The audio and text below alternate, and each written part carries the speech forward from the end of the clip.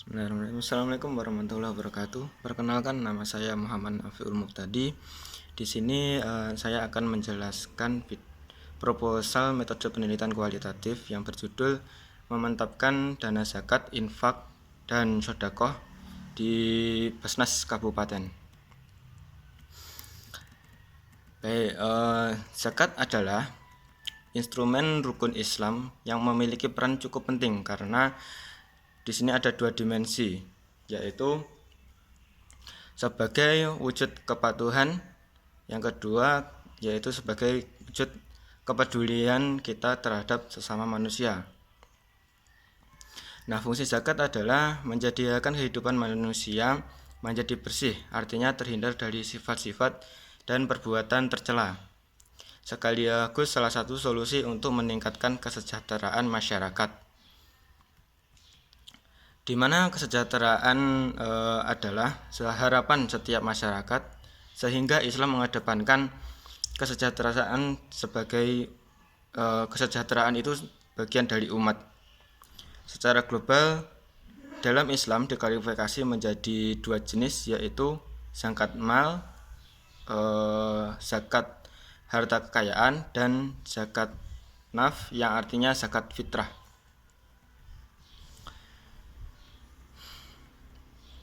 Nah, lahirnya lembaga-lembaga amil seharusnya mampu menjadi sebuah harapan yang bagus teruntuk mustahik dan umat Islam di Indonesia ataupun dimanapun umat Islam berada. Dari informasi sensus penduduk pada bulan September 2020 telah diketahui jumlah penduduk kabupaten sejumlah 7.440.350 jiwa, di mana di dalamnya terdapat masyarakat miskin sekitar 71,91 jiwa. Presentasi miskin di sini tergolong tinggi. Oleh karena itu mengurangi jumlah masyarakat miskin di Basnas Kabupaten menyediakan 5 program, yaitu Kabupaten Programia, Kabupaten Makmur, Kabupaten Peduli, Kabupaten Cerdas, dan Kabupaten Medium Sehat, dan Kabupaten Takwa.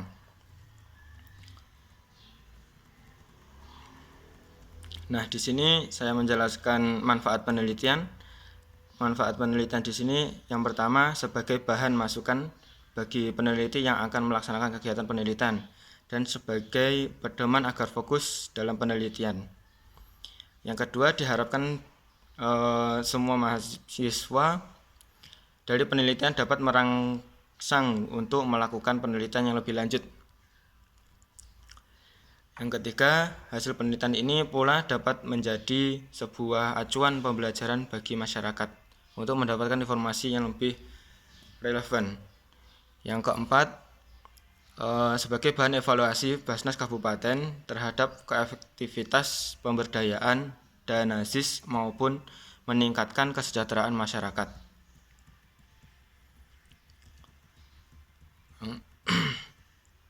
Lanjut ke pembahasan landasan teori. Yang pertama, efektivitas merupakan sesuatu yang memiliki pengaruh atau akibat yang ditimbulkan dari sebuah perencanaan kegiatan yang dilakukan. Aktivitas dari suatu kegiatan dapat dilihat berhasil atau tidaknya dari tujuan yang telah dirancangkan. Nah, di sini dijelaskan Amitai Etienzoni memberikan penjelasan tentang efektivitas seperti yang dijelaskan dalam buku Zakat Filantropi dalam Islam, dikutip oleh Atik Abidah, mengatakan bahwa aktivitas organisasi dalam suatu usaha untuk mencapai tujuan dan sarana. Efektivitas menunjukkan tingkat keberhasilan dari segi tercapai atau tidaknya sesuatu sarana yang sudah ditetapkan apabila hasil kegiatan mendekati sarana dan dapat dikatakan efektivitas tinggi. Ukuran efektivitas spesifikasinya individu atau kelompok, individu nyata. Ukuran kinerja yang efektif selalu membantu orang untuk mengontrol, mentoring, mendiagnosis, mengelola, merencanakan ataupun memperbaiki beberapa aspek pekerjaan. Nah, yang kedua, ukuran kinerja disampaikan kepada pengguna untuk ditentukan sebelumnya. Yang ketiga, penyajian ukuran kinerja sebagai dibahagiakan kepada orang yang tepat dengan waktu yang tepat pula. Nah, di sini saya menjelaskan pemberdayaan dana zakat, infak, sedekah. Pengertian pemberdayaan tersendiri yaitu konsep pemberdayaan berasal dari bahasa Inggris empowerment. Konsep empowerment digunakan sebagai konsep-konsep pembangunan yang selama ini dianggap tidak berhasil memberikan jawaban memuaskan terhadap masalah-masalah besar pembangunan, khususnya masalah kekuasaan dan ketimpangan. Tujuan dari pemberdayaan ini untuk menemukan alternatif baru dalam pembangunan masyarakat lewat potensi SIS yang ada dan dapat meningkatkan perekonomian masyarakat. Pesan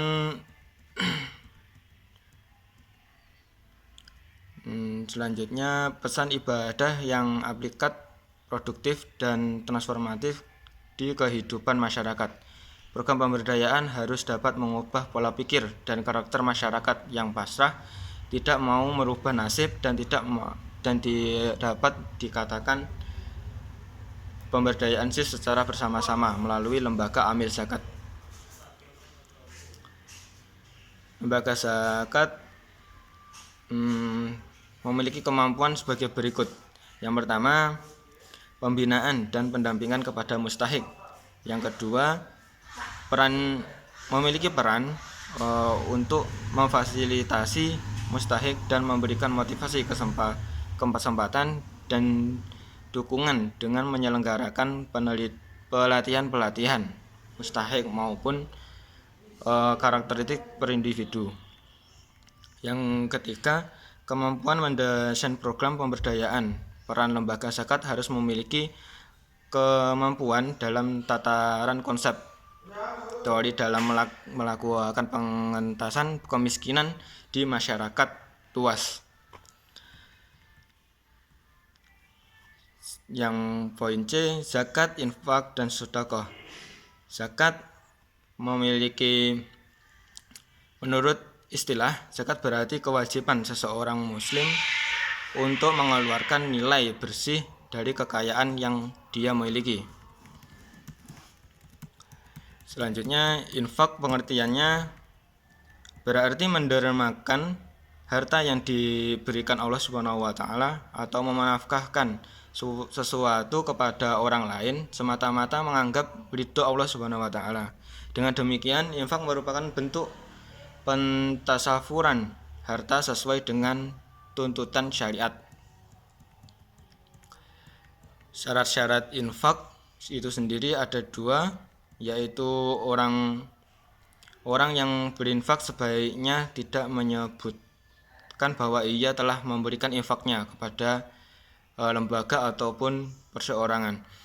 Yang kedua, dengan tidak menyakiti penerima infak tersebut dengan mengatakan bahwa ia telah memberikan infak kepada si penerima infak tersebut.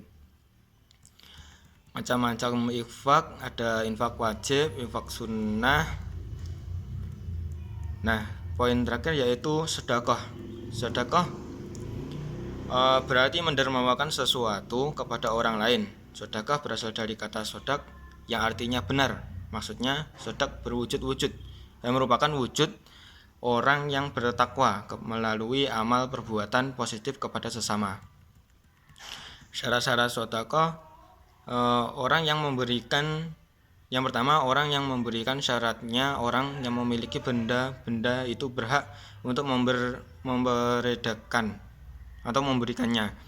Yang syarat kedua, orang yang diberi syaratnya berhak memiliki. Dengan demikian tidak sah memberi kepada anak yang masih dalam kandungan ibunya atau memberi kepada binatang. Ya, cukup sekian penjelasan dari saya. Ada kurang lebihnya saya mohon maaf. Akhiran wassalamualaikum warahmatullahi wabarakatuh.